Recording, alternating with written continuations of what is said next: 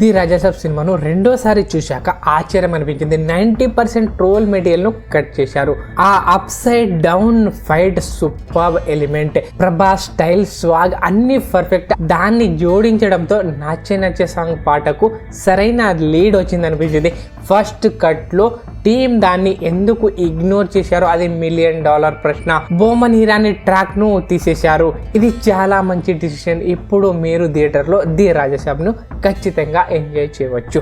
మొదటి రిలీజ్ లో cinema run time చాలా లాంగ్ ఉండడం వల్ల చాలా మంది పిల్లర్ సీన్స్ సాగదీత ఉందని కంప్లైంట్ చేశారు. ఇది సినిమాను చాలా ఇంప్రెస్ చేసింది.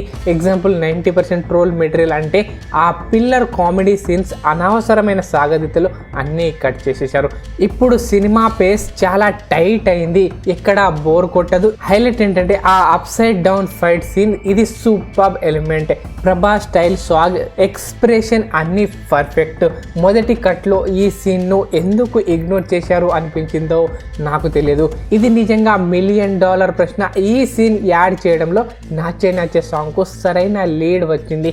ఎమోషనల్ కనెక్ట్ బాగా వర్కౌట్ అవుతుంది. కొంచెం డిసప్పాయింట్ అయినా ప్రభాస్ ను ఇలా చూసి చాలా బాగుంది. మీరు సెకండ్ టైం మూవీ చూసారా? ఎలా అనిపించింది? కామెంట్లో చెప్పండి.